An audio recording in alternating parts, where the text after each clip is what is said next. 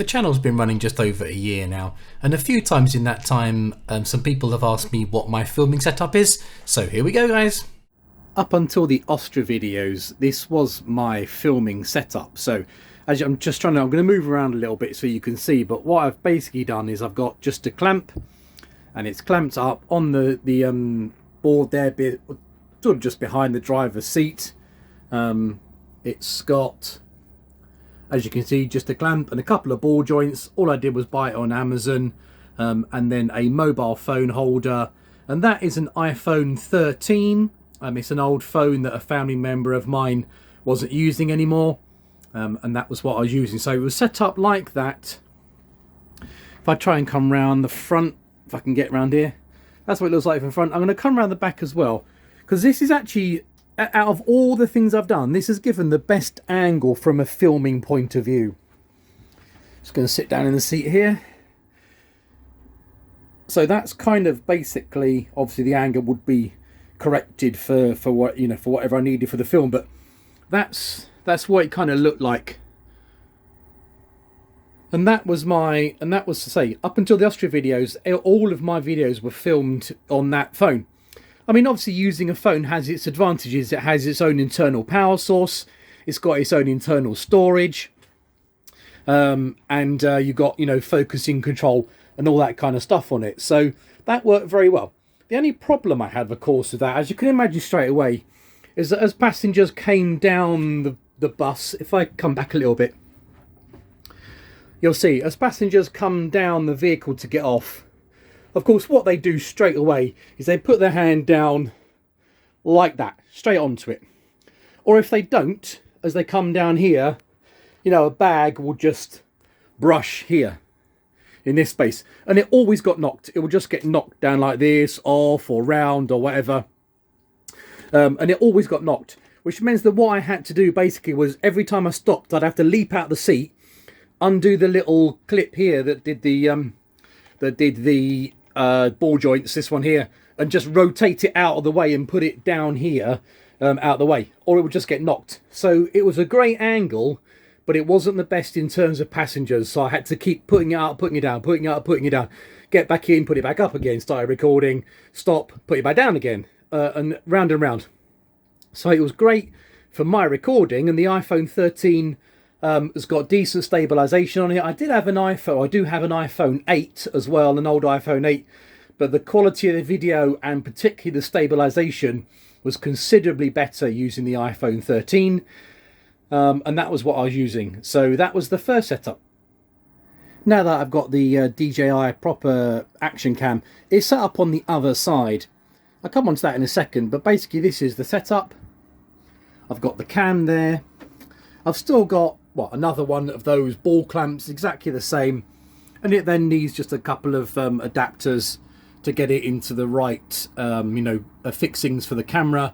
And the camera itself is on a housing mount, so there's a camera inside a mount. That mount comes inside the box with the camera on this one, and then you can see I've got a USB cable to supply power.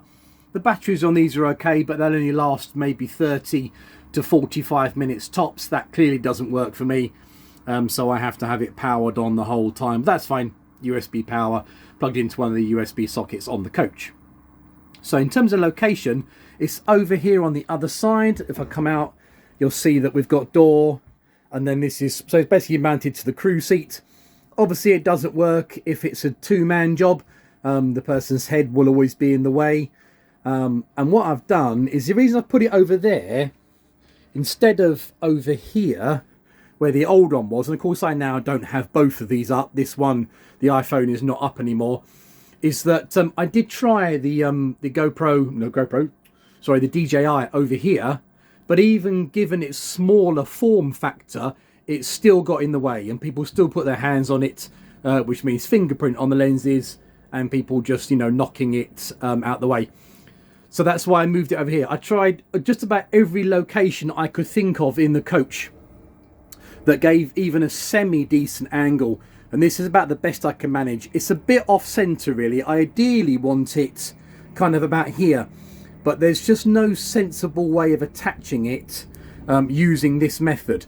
Unfortunately, what I've found is that the jaws here on this particular mount are quite strong, which means you can get a nice tight grip on something hard like this handle, but it doesn't work on the material that is soft of this stuff. And as you can see, it actually just puts tears in the material to get it stiff enough. Because the problem is that people don't put their hands on it as much as they did, but they still gets caught with the old bag and stuff. And it doesn't matter how tight. I mean, you know, I finger tight all of these joints up as tight as I can. This one is a screwdriver one here, but I you know, wrench them up as tight as I can, finger tight, and it still gets knocked, because of course you get so much momentum and force on a knock as compared to your fingers. So I've had to put it here, and it actually does appear here that it's about as far away as I can get it from being knocked. So it's not an ideal angle, it's a little bit off angle. You'll see in some of the videos, even the ones that I've done recently, that the angle isn't ideal, but it's the best we can do without a better location. And I have looked everywhere around the cab to try and find a better location for the camera. I really can't find one.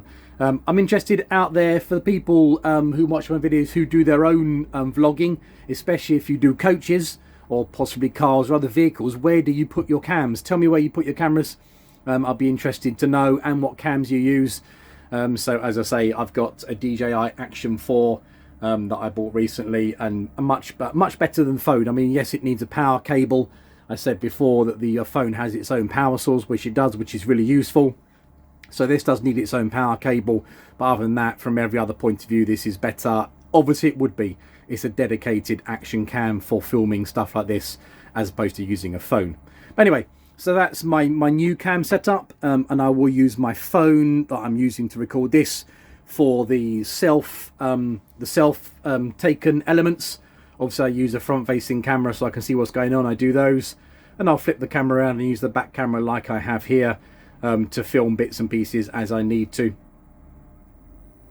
This is the bag that I carry the stuff around in. It's just a bag that someone had spare that worked quite well. That's the box for the small rig. I said just get those on Amazon. The box for the camera. And other than that, in here I've got a tripod that's got the cams mount here. If I can get to focus, there we go. It's got the cams mount on it, so I can use that tripod if I want to just put it out of places. I've got spare cables and stuff in here, whatever. I've got a hand. This one is an extendable pole. You'll see this if you watch my video on the unboxing of the camera, you'll see that. And again, it's got the camera mount there ready, so I can use that as a selfie stick or whatever. This little bag is the bag I keep the iPhone in. I've got the box that I carry around, that's just the box for the other clamp. And also, as you can see, I've got a DJI Osmo Mobile 6. Forgotten what you call these for a second. Oh dear, gimbal, that's the word I'm after. Gimbal, I've had this one a little while. This is obviously a mobile phone specific gimbal. Links to the DJI app on your phone, which of course, as does the main cam do. So this is good for just getting, you know, walking around those shots, kind of where you want it to be a bit more steady, all that kind of stuff. Again, this stuff from the cam is all in the unboxing video, but I've got the battery case here, not that I use it, as we've discussed already. And in there I've got my DJI Mic 2. And what I'll do for that, that's just the case. What I'll do on that DJI Mic 2 is I use my phone that I'm filming on now. I put it on the dash in the usual location. I use a front-facing camera.